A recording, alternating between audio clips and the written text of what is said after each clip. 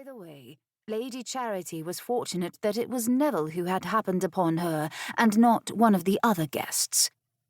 She shrugged carelessly as she wrung water from her hair. "Haven't you heard? I don't have any modesty." Of course he had heard. Everyone in England had heard. But he'd never bothered to mire himself in speculation and gossip, nor had he given much thought to a woman he'd supposed he would never meet. "Perhaps you should have some," he countered, in the same stern voice he used for his beloved niece whenever she was rebellious.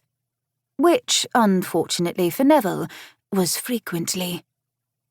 In the wake of his elder brother's and sister-in-law's deaths over a year ago, Neville had become Margaret's guardian. To say he had been unprepared for the gravity of his role would have been a vast understatement. Margaret made trouble wherever she went. He had no notion of what to do with a 20-year-old with a penchant for waywardness. His current plan was to do everything he could to keep her from eloping with a scoundrel, or being compromised by one. "Modesty is dreadfully boring, I'm afraid," Lady Charity told him breezily, still squeezing water from her golden plait. "I'd rather be able to splash about in the lake whenever I choose. It's so much more fun." "Fun?" he repeated. "An amusement," she said, a teasing grin on her lips. "A diversion." "I'm aware of the word's definition," he bit out, trying not to stare at the round fullness of her breasts straining against her chemise and failing utterly. He should go. Leave her here to dress, pretend it had never happened, that he'd never seen the pink points of her hard nipples poking through her chemise like a taunt for his mouth, and yet his feet refused to cooperate. He remained, as if he were one of the nearby trees and had grown roots. "You seemed unfamiliar with it." Her smile grew. "I thought perhaps I could enlighten you." She was teasing him. Not just teasing, flirting.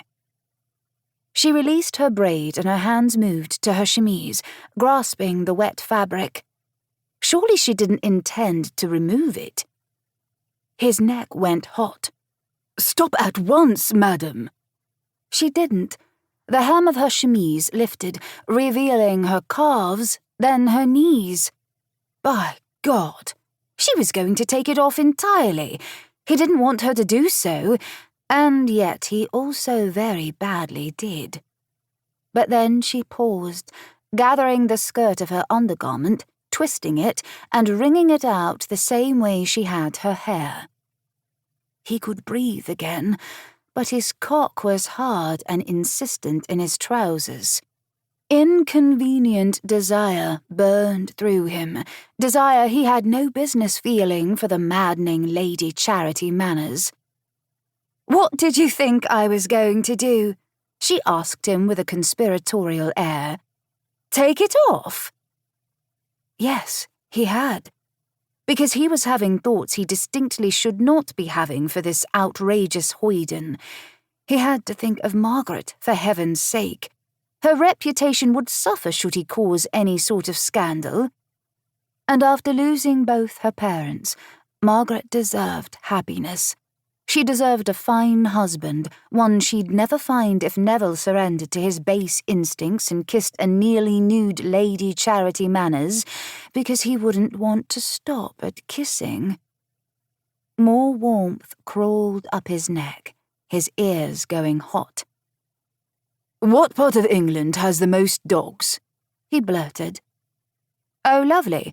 Apparently he was reverting to his habit of telling dreadful jokes whenever the nervousness that inevitably seized him returned. Lady Charity's brow furrowed. "I have no notion why you've just asked me that, my lord." She continued wringing out her chemise, pulling it a bit higher and revealing a swath of thigh that would haunt him in his dreams tonight. "To distract myself," he muttered. "From what?"